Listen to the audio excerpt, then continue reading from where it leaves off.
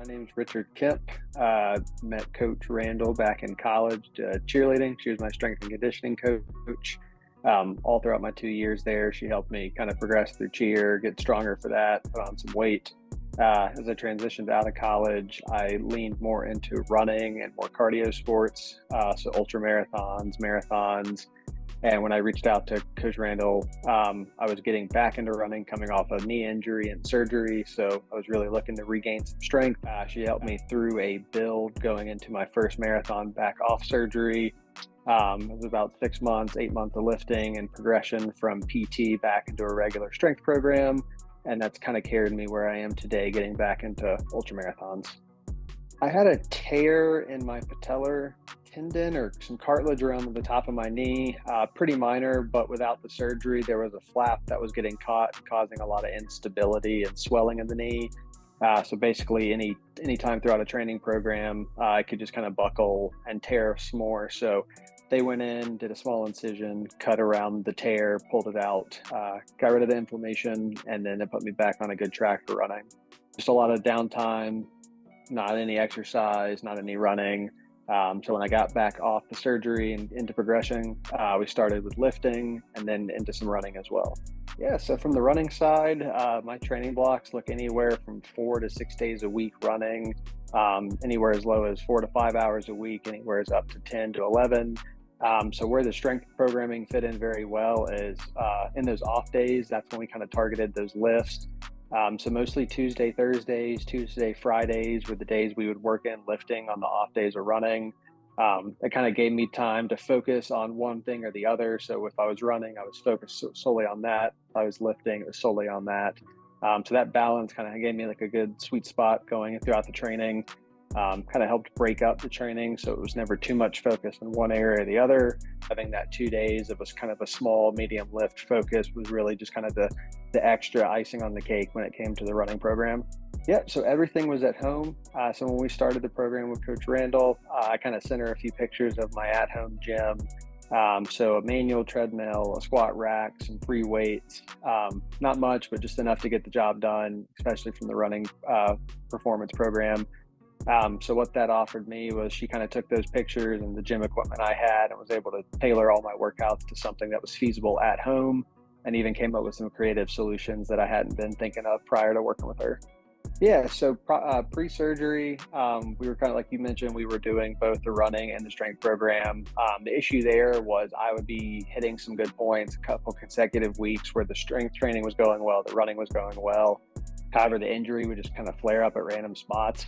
So it never really allowed me to see a full progression prior to the surgery. But coming off the surgery, once we were out of the recovery period and I was able to start training, what I liked best about the training is we started very light, not a lot of weights. It really gave me a chance to get confident again with the knee. So it wasn't really a huge jump, like let's get back at it, let's attack it.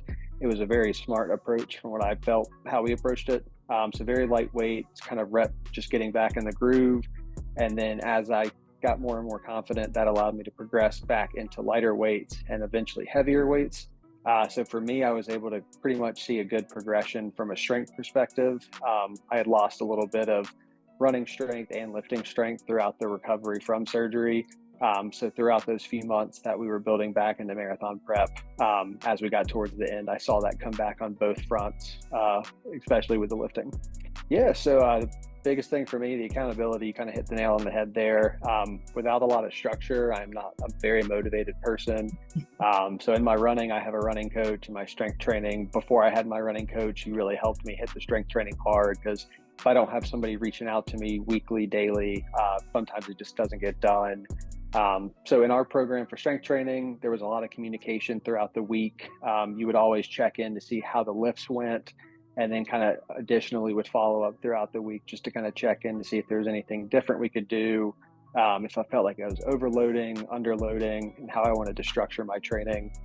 So throughout the entire process from start to finish, I always felt like there was accountability there for me to get my stuff done. But you were also kind of giving me feedback along the way, even when I wasn't asking for it, just to make sure that I was getting the most out of everything. For me, it came down to my personal schedule. Even kind of going back to the accountability, just having the online presence is enough to kind of make me stay focused to a plan. If I'm putting my time and effort into something and money as well, whether it's in person or online, for me, I'm gonna get my money's worth. So I'm gonna do the work. So for me, an online program was good enough, and that gave me the more flexibility to work it into my schedule. Trying to go meet somebody in person 2, 3 times a week, to me, that's a lot harder to do just with work and at home activities. So having that online kind of go as you want, it gave me the flexibility to shift work routes around when my schedule got busy without impacting either of my coaches. So from running and with my strength training, all it really took is, hey, busy this day, can we shift things around? And that gave me the flexibility I was looking for. Nice. So I have a 100 miler coming up in 3 weeks. The marathon went well. Everything, I felt like we did a really good job building everything back, and I felt confident with where I was strength wise as far as like the knee making the jump. So I Mhm. did a 50K back in February to test it on the trails. Everything held up really good. Followed some of the similar strength training we'd done before, and now we're pushing for a 100 miler. Nice. Yeah. So from the coaching aspect with Max Sports, 100% recommend it. I know where I was personally at in my career. I had a lot of weightlifting experience from college, but really got out of the game post graduation. So when I was getting back into it, I really didn't have any of that confidence or knowledge that I used to have. So getting back into it was kind of a scary thing.